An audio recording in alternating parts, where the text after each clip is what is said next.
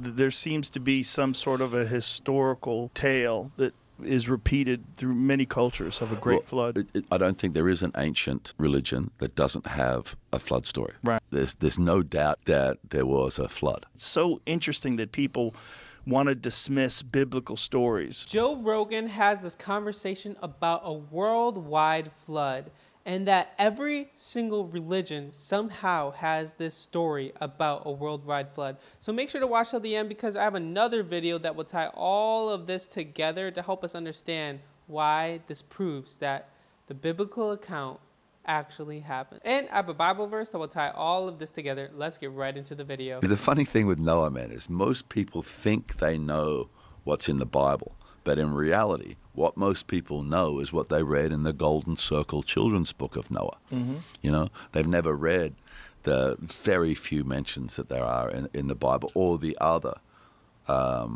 religious writings which cover his story, because there are other writings from, you know, pre-biblical that, you know, never made it into the Bible. You know, the Epic of Gilgamesh. It's a very similar story. Right.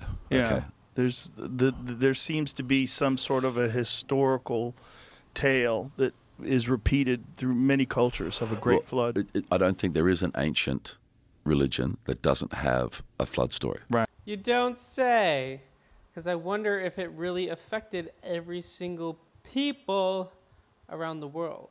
So that could be the reason, Joe Rogan. We can see it. We can see and date it and everything. So there's no doubt that there was a flood, you know, or has been many floods probably. You know, well, the real hardcore people think they've located Noah's Ark. They've located the remains of it on Mount Ararat. Yeah.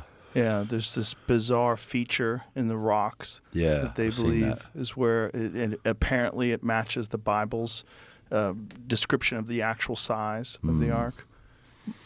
Yeah, it's odd, isn't it? Well, because if that's there, we should be able to have definitive proof then. It seems like somebody should have gone there and figured that out yet. Right? Yeah, it's probably been discredited. I mean, people have, but I don't know if that's 100% proof or not. Still, like, I think there's so many points and evidences that point towards the Bible, so you can't just discredit and say everything's made up. No, there's legitimate reasons for it. You ever familiar at all with the work of Randall Carlson? Do you know who he is? A little bit more context. Randall Carlson is an expert in asteroid impacts.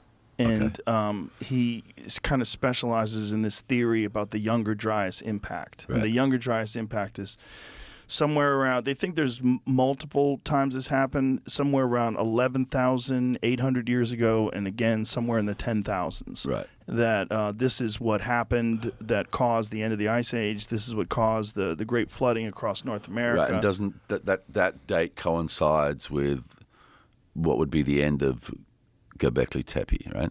Yes. Right. Yes. It coincides with that, and it also, there's a lot of physical evidence of it with core samples, and this there used to be kind of a fringe theory, but they started doing core samples, and they found a high level of iridium, which is very common in space, very rare on Earth during that same time period. But what's really interesting about this guy is he got this idea when he was overlooking this enormous canyon while he was on acid, and it occurred to him that this is because of not just a river that ran through this for thousands and thousands of years. He felt like it was one immense event that took place. He just had this bizarre... That could be the flood. That's what a lot of people think. Like, you think it could have been flood, a worldwide flood that caused these crazy mountains, these crazy things like to be carved like the Grand Canyon. Water can do a lot of damage. Vision of this immense event that took place. And now they're talking about those cataclysmic events not being something that is a build and through a period of time, right? It's talking about it being immediate, right? Yeah, immediate. Yeah. So it's like the Ice Age in a day this happens. Exactly.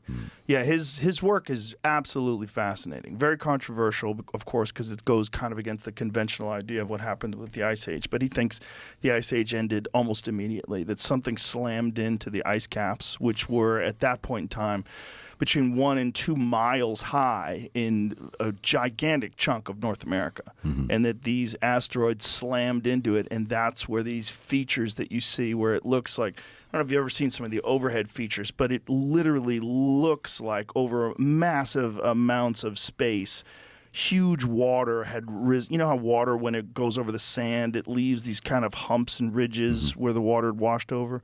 Well, there's physical evidence of this all throughout, like the Pacific Northwest. You can find these things, and he thinks that's what ended the Ice Age, killed off 65% of the megafauna in North America, and that it happened like that. It happened very quickly.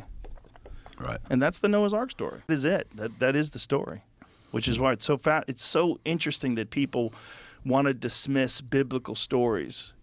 You know, they say, oh, well, it was an oral tradition for 1,000 years before it was ever written down. Like, right. But what was it based on? Right. What the f happened? Something happened. Every culture has a story of something like that happening. Yeah. Very likely something happened. When I was doing the research building up to it, I was quite surprised because in my naivety, I actually, you know, had considered it was only like a Christian thing, and I didn't realize it was touched on everywhere, you know, until I was doing that film. So now I'm going to be showing you a video about different religions still having the same kind of story that shows like there's proof that the biblical flood did happen. There are hundreds of legends from around the globe about a worldwide flood. And it's interesting because they have many of the same details. They'll talk about how God or the gods were angry with humanity because of something that humanity was doing. And so the one god or many gods said they were going to destroy the earth. And they warned one family or one righteous person to build this vessel. And whether it's a raft or a canoe or the ark itself, like you read in the Bible. And then they're going to have all the animals that they have to bring on board, and then the flood comes, wipes out every single person on the earth, except for the people on board that vessel. And sometimes at the end of it, they even send animals off to determine how deep the water is, or they even have a sacrifice afterwards, or there's a rainbow mentioned at the end of it. And we have all of these similarities. And skeptics will look at that and say, well, that's just because the Bible copied from ancient flood myths, or it's because missionaries went to these different places. And while that idea could account for some of the similarities in the accounts, it could never explain all of the many differences in those accounts. For example, the ark itself.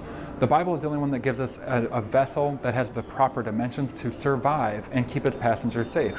You might have heard of the Epic of Gilgamesh. It's an enormous cube that's 7 levels deep, and the flood lasts for a total of 7 days. A worldwide flood in 7 days is implausible, and that vessel would rock so badly from side to side, the passengers would never live through it. The Bible's the only one that gives us the dimensions of a vessel that would survive and keep its passengers safe. And the notion that missionaries would have gone to these different places and spread all of these wrong ideas about the flood, all of those differences between the Bible and the other flood accounts, doesn't make any sense. Why would Noah's name in one culture be 6 to 8 syllables long rather than just Noah? The biblical account makes perfect sense of that. That is, that as people scattered from Babel, they took that history with them of the worldwide flood, and generation after generation, as they passed that down, it's kind of like the telephone game. These little differences creep in generation after generation. That's where you get those differences, but that kernel of truth is still there. Speaking of Babel, that's the place where people were building that infamous tower where God came down and confused their language, forcing them to scatter around the globe.